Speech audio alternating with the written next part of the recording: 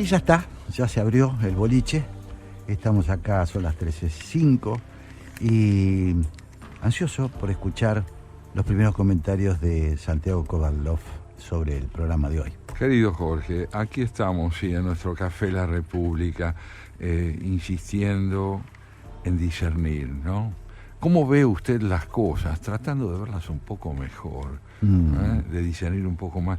¿Vos sabés que hubo algo de tu editorial de hoy que repercute en mí con insistencia, ¿no? Es lo que vos llamabas, en tus palabras, el hechizo de la demolición, esa pasión por creer, que es, por otro lado, remota, de que terminando con todo podemos empezar con algo completamente nuevo, con un hombre nuevo, con una idea nueva, que en verdad no hay continuidad ni posibilidad de capitalizar algo del pasado que se pueda incorporar a la innovación necesaria, sino que es imperioso el incendio global, la, llamémosla así, neronización de Roma, quemarlo todo para que todo vuelva a surgir. Y me preocupa la vitalidad de esta presunción de que el progreso es hijo de la radicalización de la ruina, de terminar con todo previamente. Esto es una advertencia, además. Yo creo que escuchándolo reflexionar a Esteban Hernández sobre los dilemas que enfrenta un mundo que hoy ya empieza a advertir la disfuncionalidad de criterios que en la posguerra parecían llevar una prosperidad sin límite y hoy evidencian qué comprometida está la claridad del futuro allí donde la globalización ya no responde, donde la crisis del medio ambiente sigue siendo una deuda pendiente, allí donde las clases medias ya no parecen encontrar un escenario de discernimiento claro como el que tenían. En suma, estamos en un momento de transición que me devuelve a la necesidad de reiterar un concepto del que vos y yo hablábamos fuera del café el viernes pasado, que es la importancia de la moderación, de la moderación que no es debilidad, de la moderación que es un afán de razonamiento que rehúye la fascinación del extremo. Claro.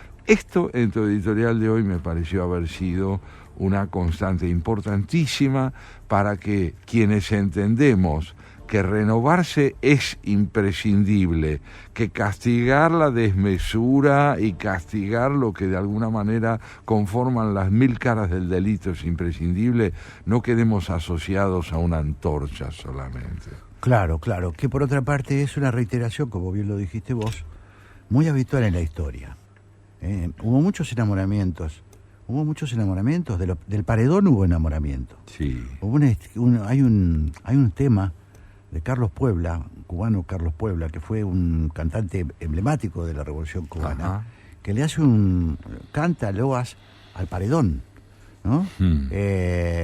Bueno, son los momentos de euforia de la historia y donde normalmente se cometen las peores tropelías. Por eso hay que ser cuidadosos, no por la moderación en sí, sino porque la historia es compleja, las transformaciones son complejas y además una de las cosas que a mí, por lo menos me preocupa mucho, Santiago, es que el fanatismo produce inevitablemente desilusión. No hay manera de que en un momento no haya desencanto. Por eso no hay que abrazar el fanatismo, hay que esquivarle al fanatismo. Debemos al menos insistir en eso nosotros, porque también es verdad que la revitalización incesante del fanatismo es una evidencia que está al alcance de los ojos de quien la quiera ver. Claro. El por qué vuelve el fanatismo, Jorge, por qué la necesidad de lo inequívoco, de la lógica elemental de las contraposiciones drásticas, puede más que la propensión a la reflexión, al matiz, a la pregunta. ¿Por qué? Bueno, se me ocurren muchas cosas, lo hemos hablado contigo muchas veces. Amos Oz decía que el fanatismo es una cuestión genética, que la tenemos adosado a la piel y que por lo tanto para evitarlo hay que hacerlo conscientemente, es decir, hay que renunciar a la tendencia al fanatismo, porque el fanatismo nos da tranquilidad, creer nos da tranquilidad, Y yo creo que esa es una cuestión, no es una particularidad propiamente argentina, ¿no? Es un gran problema de todos los seres humanos, ¿no? Y bueno, me parece que ahí juega un papel importante, y por eso nosotros modestamente nos gustaría acoplarnos a ese vagón, que es el de aquello que dice, sí, está bien, pero no te entusiasmes del todo, porque siempre va a haber trabas, porque siempre va a haber momentos en los que te vas a desilusionar, y si te desilusionas todo de golpe, eso tampoco es bueno. Claro. Sí, la recaída porque, perdón, es la reconversión a otro fanatismo. Exactamente. La necesidad de ser prudentes no está asociada primordialmente al miedo, sino a la necesidad de no rehuir lo complejo. ¿Qué es lo complejo? Lo complejo es la posibilidad de que la realidad y la verdad no quepan en una sola mirada ni en una mirada excluyente. Se puede ser profundamente consecuente con las propias convicciones sin dejarle de hacer lugar al otro, al punto de vista del otro, al menos allí donde la política puede ser democráticamente entendida y donde la cultura solo puede prosperar donde la multiplicidad de miradas tenga derecho a un pronunciamiento. Vos sabés que yo querría hoy volver a recordarte que vamos a invitar a nuestra mesa en unos minutos a un par de pintores, porque estamos con los pintores. Estamos con un ciclo de pintores, sobre pintores. Sobre pintura y realidad. Que en realidad, en realidad es sobre pintura, pero no nos quedamos en la pintura. No es un programa de pintura. No es un programa de pintura, ni es un programa de política, ni. ¿Qué quiere decir ni? Claro. Quiere decir que tenemos una visión orquestal de la relación entre sociedad y cultura, entre política y conocimiento, entre ciencia y literatura. Aspiramos justamente a esa intersección, porque en cada campo particular del saber o del conocimiento podemos advertir una presencia de otras miradas y de otras visiones de la realidad. Hoy van a acompañarnos a nosotros la palabra de Leonardo da Vinci, una palabra del siglo XVI, principios del XVI, del XV en realidad, y la palabra de Paul Cézanne, el pintor francés del siglo XIX al que tanto le debe el cubismo del que hablábamos la vez pasada. Y creo que es interesante decirle a nuestros oyentes por qué traemos a estos pintores ahora a nuestra audición. Porque en la concepción que ellos tienen de la pintura podemos ver un afán muy profundo de liberar la visión de la realidad de esquematismos, de prejuicios, de inmovilidades que afectan la comprensión de las cosas con un sentido dinámico.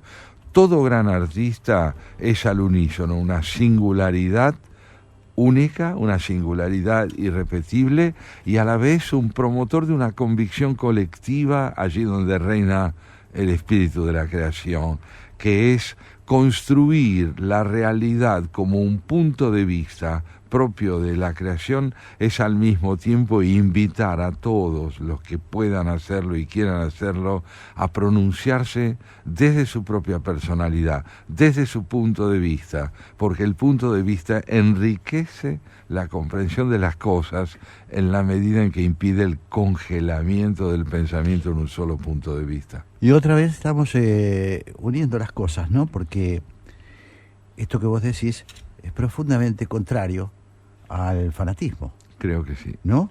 Es decir, cuando nosotros hablamos de grandes creadores, lo hablamos el domingo pasado, me acuerdo que le dedicamos unas palabras a esto, ¿no? Es muy difícil imaginar a un creador aferrado a un dogma, aferrado a... Bueno, es difícil, ha habido, ¿no? Expresiones. No hay duda, el no hay duda. socialista fue una expresión. Sin ¿no? duda, hay corrientes que han... Claro, que no admiten... Y que diría que es un tema que todavía hoy está presente. Hay quienes dicen debe tener un mensaje, ¿no? Esto lo hemos hablado. Y el mensaje está planteado desde afuera de la experiencia de la creación y se intenta imponerlo al creador. Pero es un debate vigente, un debate de hace mucho tiempo y un debate vigente, ¿no? Hay quienes dicen lo otro no es arte. Si no tiene compromiso, no es arte. Sí, los nazis, veíamos el domingo pasado, llamaban degenerado el arte de Paul Klee. Fíjate. ¿No? Entonces, ojo con lo que estamos hablando, que no es, insisto, no es solo de pintura, no es solo de una de las expresiones artísticas, sino que lo que Santiago trae es la relación estrecha que hay entre la creación, la libertad, el pensamiento, la verdad. ¿No? Me parece que eso es lo que... Ese es el espíritu que alienta estas presencias que están en nuestra mesa. Claro, en el Café nosotros lo ensayamos República. Un poquito, por eso yo digo estas cosas, porque lo ensayamos un poquito, trabajamos previamente al programa, nos juntamos con Santiago, nos damos manija, por decirlo vulgarmente, sí. Con estas cosas porque nos entusiasmamos, nos gusta hablar de estos temas. Claro que sí, claro que sí. Y bueno, simplemente y antes de un pequeñísimo corte para volver inmediato, recordar unas palabras de un gran crítico italiano del arte, un hombre que ha estudiado la obra de Cézanne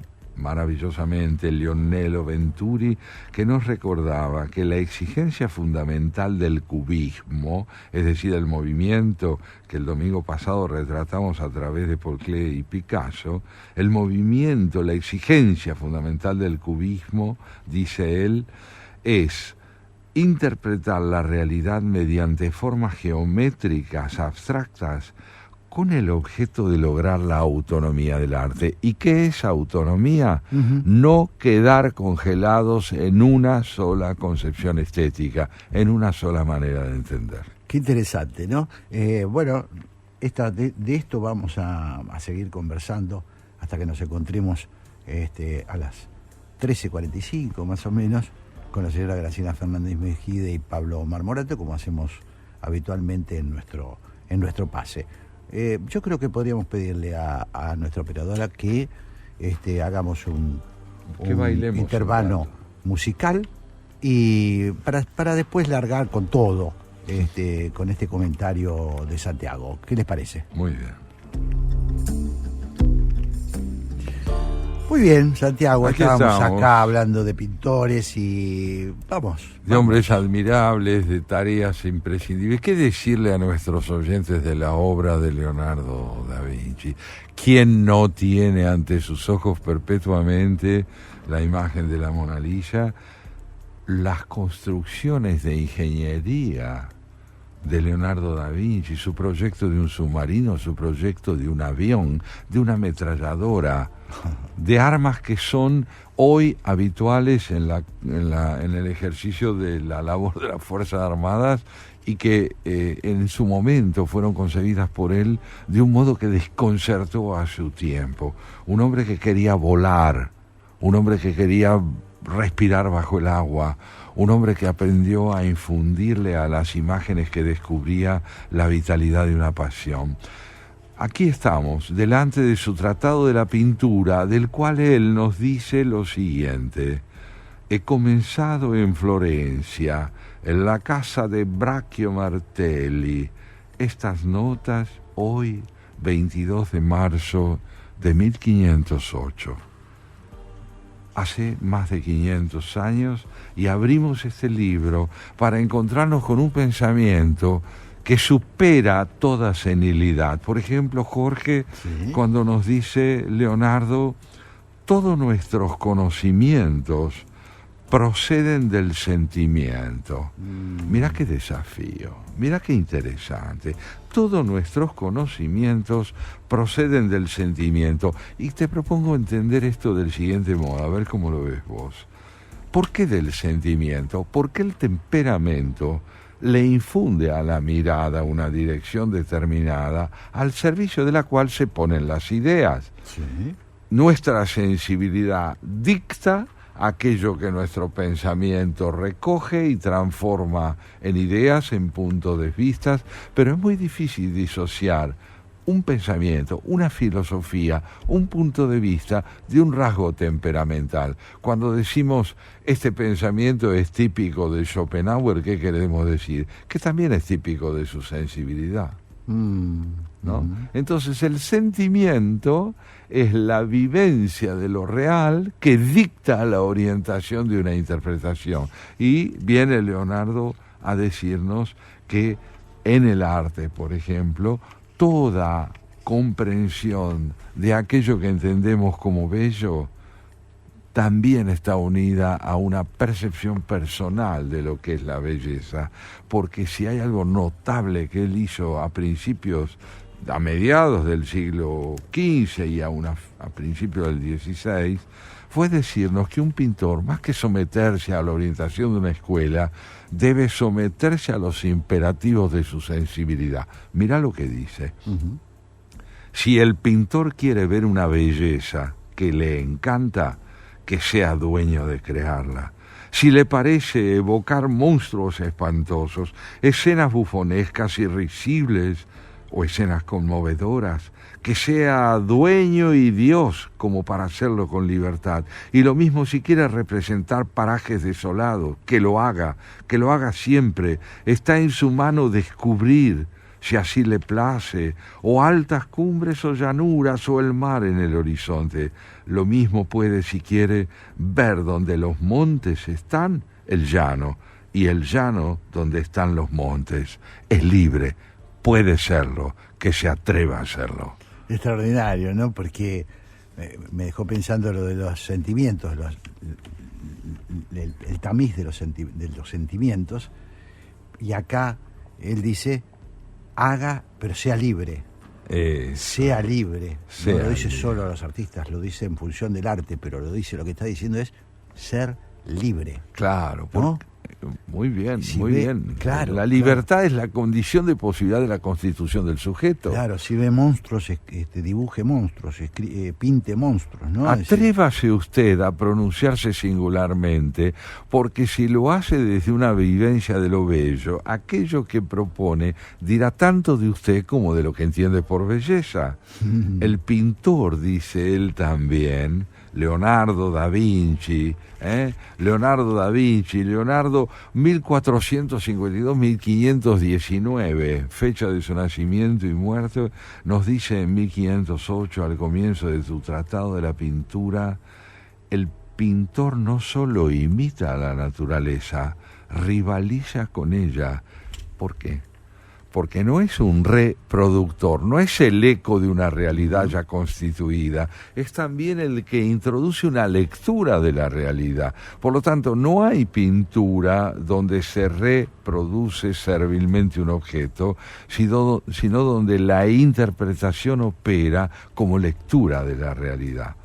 1500. Impresionante. Otra vez la subjetividad. Otra vez la subjetividad, otra vez el coraje de la opinión, del punto de vista, pero siempre, y esto es lo interesante en Leonardo, reconociendo que la naturaleza o lo que sirve de modelo para la creación de una obra de arte no es algo que debe ser subestimado para darle lugar a la propia palabra o al propio pincel. No. La realidad está ahí y pide ser considerada para que la transformación que le imponemos mediante nuestra interpretación pueda tener lugar. Claro. Por eso él dice, el arte es nieto de Dios. Porque Dios es el creador, la naturaleza es su propuesta y la propuesta que nos hace a nosotros, y en tercer lugar venimos nosotros con nuestro pincel, nietos de Dios. ¡Qué increíble! Es notable. Y quien pierde la vista, dice él, quien realmente se ve privado de ella, no es necesariamente el ciego, no. El ciego ve, ¿y cómo ve? Él dice que el verdadero ciego es el que no se atreve a mirar con personalidad, con un punto de vista propio. Ese es el que no ve las cosas. Leonardo da Vinci, una lectura de lo que es la responsabilidad de pintar, reuniendo los parámetros de las enseñanzas que nos da la naturaleza. Él dice, por ejemplo, el arte debe ser una ventana, es decir, llevarnos al paisaje, pero a la vez la mirada debe reconstruir lo que vemos. Claro, claro. Miramos por la ventana, pero estamos mirando a nosotros, ¿no? Eso dice él. Y esto es coincidente con la lectura, mirá lo que voy a decirte, de la física contemporánea. Cuando un Heisenberg, cuando un Planck nos dicen que la mirada modifica el objeto del discernimiento científico, porque no alcanzamos a ver el objeto con independencia de la mirada, pero cuando la mirada alcanza el objeto lo altera. ¿En qué siglo estamos? ¿En el 15? ¿En el 21? ¿En el 20? Heisenberg y Leonardo, hermanados por la idea de que la interpretación es hija de la observación, pero que la observación a su vez propone un paisaje que no hay, porque el ojo desfigura y configura. Es increíble, extraordinario, ¿no? Es notable todo eso, ¿no? Y por eso me parece a mí que la belleza tiene tanto que ver con esta idea de que es el testimonio de una intensidad emocional. Algo bello es algo que nos conmueve a nosotros, no solo como espectadores, sino fundamentalmente una emoción que nos lleva a preguntarnos siempre por la verdad, porque la verdad no es algo objetivo y definitivo, es siempre el fruto de un consenso, de algo que acordamos con otros. Yo no puedo imponerte a vos el arte, digamos, de Toulouse-Lautrec diciéndote que es bueno y bello. Tal vez vos lo consideres así, pero te entusiasma más otra visión del arte. ¿Y qué haremos entonces con un gran pintor que no nos resulta primordialmente, te diría yo, conmovedor, pero cuya grandeza admitimos? Hay gente para la cual Picasso es frío. Sí. Frío. Sí. Ahora, la grandeza puede ser reconocida aun cuando no nos impacte íntimamente. Claro, claro. La música de Schoenberg, la música dodecafónica, la atonalidad musical puede no conmovernos, pero atención, estamos delante de alguien grande. ¿Y cómo determinamos, Santiago, esa grandeza? Porque si para mí eso que vos ves de una manera y yo veo de otra, no me atrae, no me termina de complacer. ¿Cómo determinamos? Bueno, hay una fuerte propensión muy porque popular. Digo, algo hace que estos grandes sean grandes para todos. Para todos. Incluso claro. Para los que no les gusta. Muy bien dicho, lo decís muy bien. ¿Cómo hacemos para coincidir en el reconocimiento de la grandeza cuando no coincidimos en la vivencia de que estamos ante alguien que nos conmueve? A mí me parece que uno puede darse cuenta en cualquier género de la creación que está ante un innovador por la radicalidad de la propuesta que nos hace, por la seriedad de su construcción, independientemente de que uno pueda decir, bueno, esto está muy bien hecho, pero a mí personalmente no alcanza a resultarme imprescindible emocionalmente. Claro. Pero yo puedo reconocer que Schoenberg es un gran músico. Cualquiera que entienda de música lo puede advertir. Entiendo. Aquí se requiere cierto grado de conocimiento. O sea, hay parámetros para medir que una cosa sea arte o no. Hay parámetros. Hay parámetros. No después, es que si yo me pongo a dibujar, digo, no, bueno, vos no lo entendés, pero ¿no? Es que hay parámetros, lo decís muy bien, pero más allá del parámetro que permite reconocer una figura grande, está ese otro parámetro que es la empatía. Es decir, lo que hace con que la obra de un artista me llegue más que la de otro. Claro, por supuesto. Albert Einstein, volviendo a la ciencia, solía decir que la física de Planck era más lírica que la de él. Y como uno se siente ciego, sordo, mudo frente a todo eso, ¿por qué más lírica? ¿Qué es lo que Einstein alcanza a ver? Ahí hay un conocimiento que excede al del que no es un especialista, pero que permite entender que hay gran física allí donde un creador puede sentirse interrogado también por la obra de otro aunque no coincida con él. Qué interesante. ¿no? Sí. Y bueno, y así vamos yendo por el camino de los grandes pintores de toda la historia. Otro que está hoy sentado con nosotros a la mesa es Cézanne. Yo te confieso, hablando de empatías, que me muero de amor por su pintura. Ajá. Me encanta.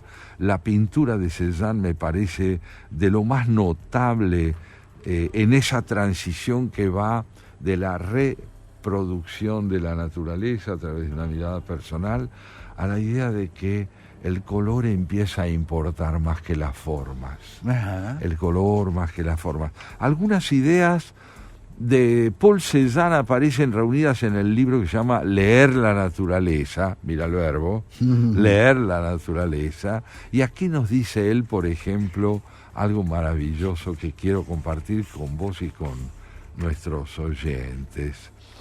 Se refiere él a algo que podemos considerar así. Un hombre dice, no es necesario renovar permanentemente los paisajes que son objeto de nuestra pintura.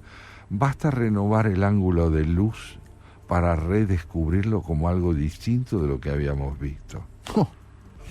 Claro, qué maravilloso. Entonces yo pinto algo a la mañana, lo pinto al mediodía, lo pinto a la tarde, lo pinto al anochecer, y no es el mismo paisaje. Y no, incluso mire usted por la ventana, haga la prueba y va a ver que es distinta a la mañana, al mediodía, a la tarde y a la noche. La luz brinda otro contenido. Cézanne fue un maestro de la luz, como Rembrandt también. Pero mira lo que nos dice aquí.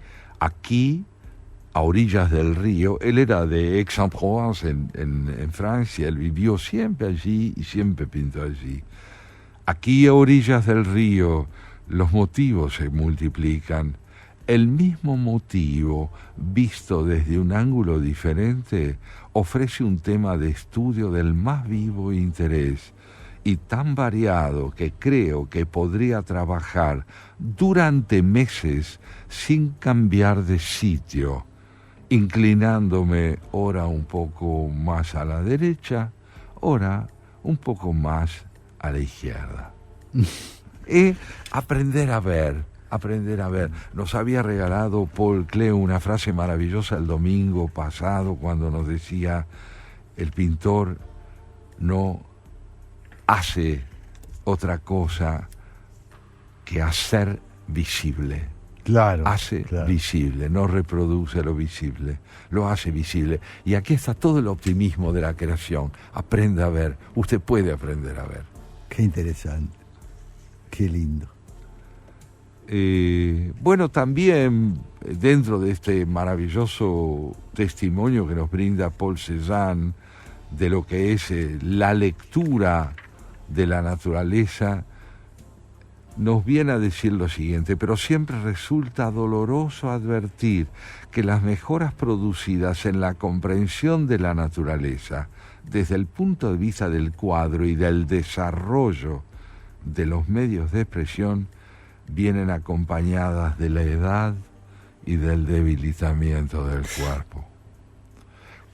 Pareciera que el envejecimiento y la sabiduría se requieren mutuamente. Qué bárbaro, ¿no? A propósito de lo que hablábamos hoy con Teté, y ¿no? Que va atravesando este programa muy a menudo porque estamos en un cambio de época y ese cambio de época a veces es un poco insolente.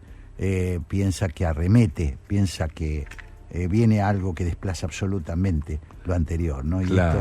esto ayuda a entender cómo es la cosa, ¿no? Entre tradición y vanguardia es bueno preservar un buen vínculo. Claro.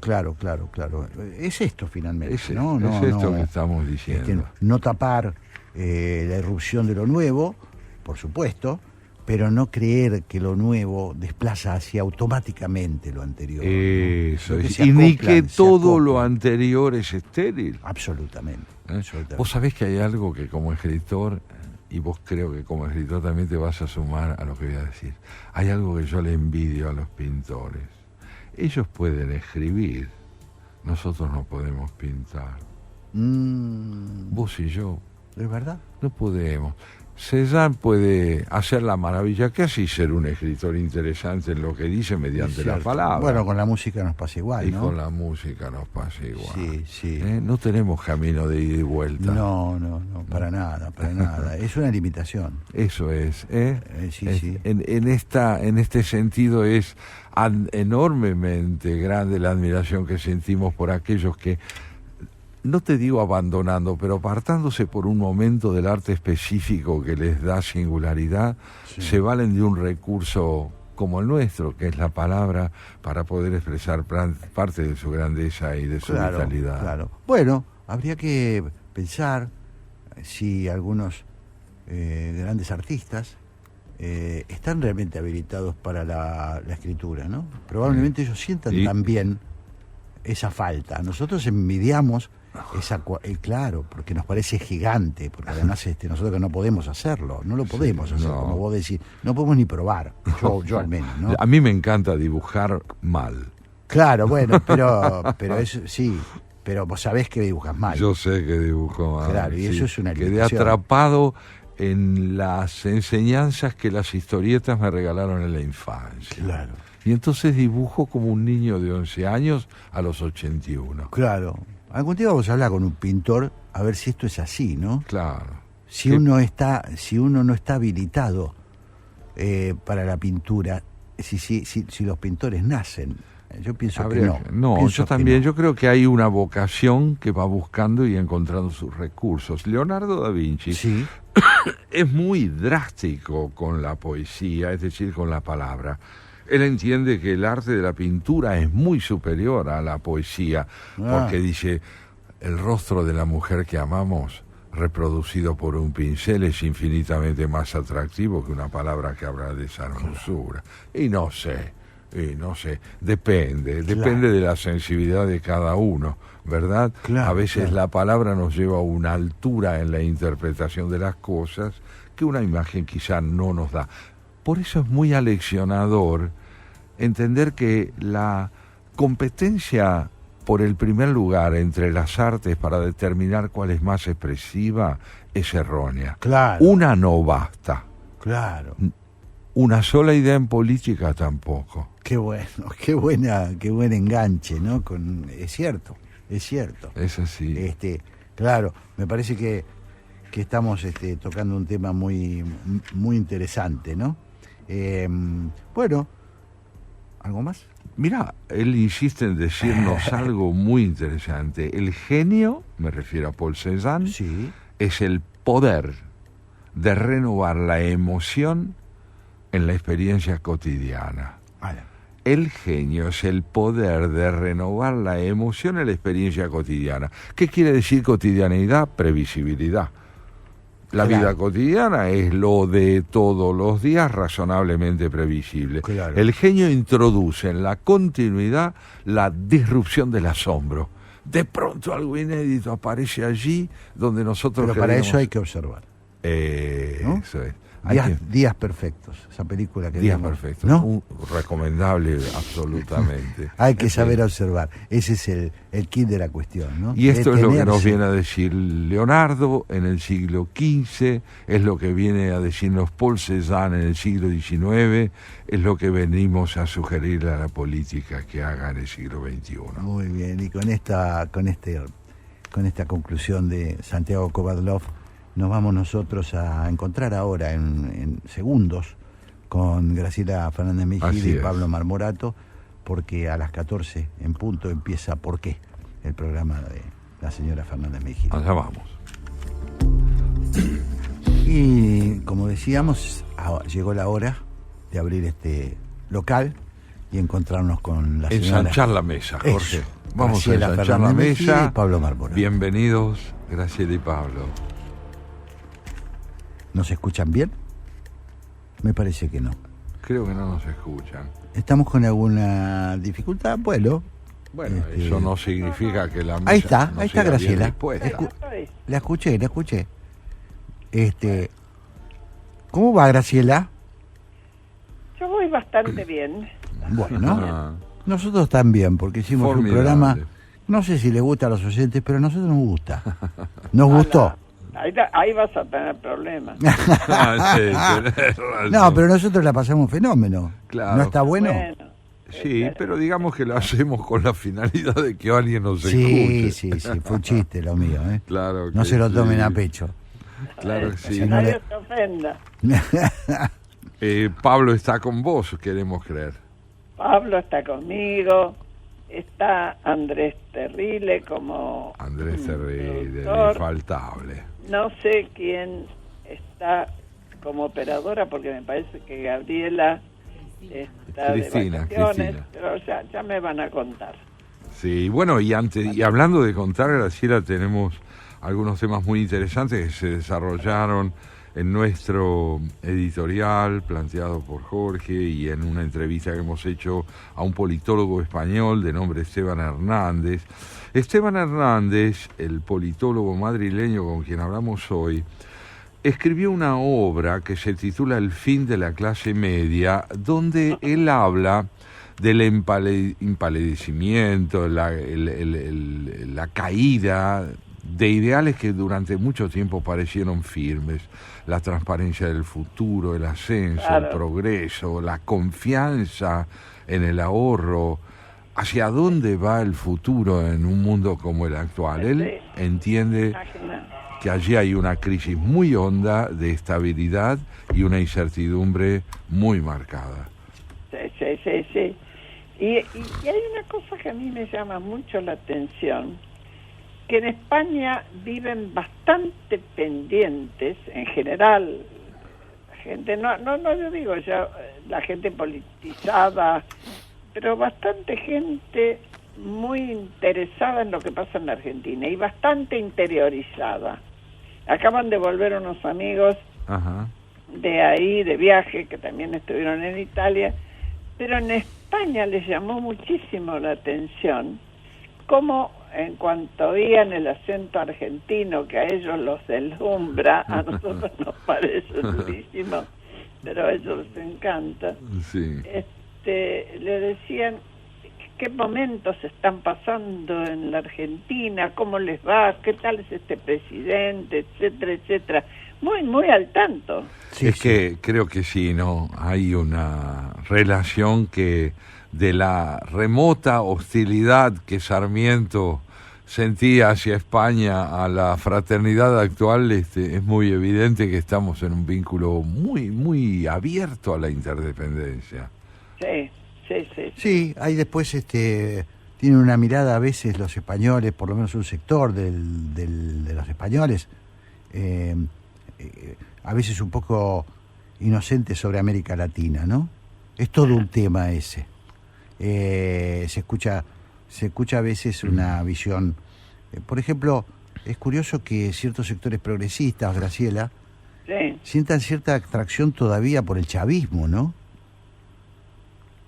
Cierta atracción por el chavismo. Sí, es curioso, ¿no? Y se armó todo un partido pensando ahí. Pero no te olvides que nosotros pegamos en el poste, ¿eh? Sí, claro, que pegamos en el poste. Pero bueno, nosotros estamos acá, América Latina, estamos en el subdesarrollo. Pero hablo de otro fenómeno, que es ese fenómeno un poco de la progresía europea. De cierto exotismo. Sí, ¿no? de ver estos fenómenos como exóticos. Y bueno, no deja de ser interesante para conversar, ¿no? Sí, es cierto. No, de todas maneras, uno de los temas que planteaba Jorge en su editorial hoy, gracias, que amplía este campo de temas que estamos tocando, es el que tiene que ver con el hechizo que sigue ejerciendo en el medio político en el que nos movemos los pensamientos que revelan intransigencia en cuanto a la posibilidad de compatibilizar sus propios puntos de vista con otros que relativicen su presunta universalidad. Es decir, cierta tendencia, ¿no?, muy marcada a ver en el propio pensamiento un pensamiento exhaustivo en la comprensión de la realidad y que ha generado en relación al actual gobierno inquietud, incertidumbre y duda sobre la posibilidad de que prospere la sensibilidad democrática en la búsqueda de consensos que permitan llegar a acuerdos compartidos, estables. Es cierto. Hay como dos posiciones, uno ve, pero con fuerte tendencia a dejarse convencer y cambiar de bando. Sectores que estaban dispuestos a discutir, a buscar consensos y demás, que en cuanto hay una traba, es como que esa traba fuera definitiva, porque ceder en las propias posiciones, que es la condición sine qua non a mi criterio, para lograr acuerdos que nos permitan lograr consensos para que cualquier medida sea garantizada en su duración, lo que a veces se dice de medidas de Estado, sí, políticas de Estado, para que ocurra eso es necesario. Yo sigo creyendo en los consensos. Ahora, apenas hay cualquier indicio de que no, son diferentes las posiciones, hay una habilidad para romper mucho más que para coser. Sí, es que con pensamiento único no hay posibilidad de consenso, ¿no? Si uno es el dueño de la verdad, estamos en problemas. Pero si me permiten, sí, claro. ¿Cómo están? ¿Bien? ¿Cómo va, Pablito? Hola, Pablo. Fíjense cómo también, ¿cómo andan? Ahí, te escuchamos. Después de unos problemas técnicos me sumé. Digo, es muy difícil hacer política desde la antipolítica, ¿no? Lo claro. Viendo, por ejemplo, con un caso muy concreto como son el tema de los sueldos del Estado. Es imposible pensar, esta es mi opinión, ¿no? Sí. Que el presidente de la Nación pueda vivir con 2 millones de pesos, por ejemplo, o 4 como está ahora. Digo, es obvio que necesita una actualización, está bien en un contexto de país en crisis, pero cuando uno pone la vara tan alta en materia de honestidad y quiere salirse de esa esfera, digamos, pensándose desde la antipolítica, bueno, este es el primer discurso que le pegó en la línea de flotación, la primera noticia, y va a haber muchos más. Bueno, porque me parece Pablo, política. Me parece, Pablo, que con estos temas es muy fácil caer en la demagogia, ¿no? Es decir, la idea de que los políticos ganen poco me parece una idea bastante precaria, bastante mala. Tienen que ganar acorde a lo que hacen, porque si no afanan, que es peor. Es decir, el problema no está en el sueldo. Si estuviera en el sueldo lo arreglamos. Claro. ¿No? Si viven los ministros, si viven los... Bueno, ¿por qué va a ganar menos? Esto lo discuto mucho porque es un tema sensible. ¿Por qué va a ganar menos un ministro que un gerente de una sucursal bancaria? Es un poco absurdo. ¿Por qué va a dejar la actividad privada? Es un absurdo, es un absurdo. A ver, quiere decir que ponemos en la política gente mediocre, si no, no hay, digo, nadie agarra. Pero claro, está muy sensible todo, entonces si te aumentás ahora, también es cierto que le acabás de serruchar el 38% de los jubilados, y entonces, bueno, hay que tener cuidado, porque hay momentos y momentos, ¿no? Exactamente, ¿no? Cuando nosotros asumimos en el gobierno de la Alianza la situación económica que encontramos como de costumbre, claro, pésima. Obvio. Lo primero que hicimos fue bajarnos todos los sueldos. Claro, esos son gestos éticos, está bien. Seguro, es indispensable, porque la investidura es representativa. Y si es representativa, tiene que ser acorde a la comprensión de una situación general. Sí, pero ¿sabes qué? La barbaridad, yo ahora no te voy a decir cantidades que sean asimilables, porque yo ya no sé cuánto valía y cuánto vale el dólar, ponele. Sí, sí. En ese momento. Pero todavía estábamos con la convertibilidad en las espaldas. Lo que quedó ridículo, mucho más que los sueldos de los diputados, los sueldos de los del presidente y del vicepresidente. Claro. Quedó ridículo. Sí. Graciela, son las... Le estamos robando tiempo. Sí, y nos está acá.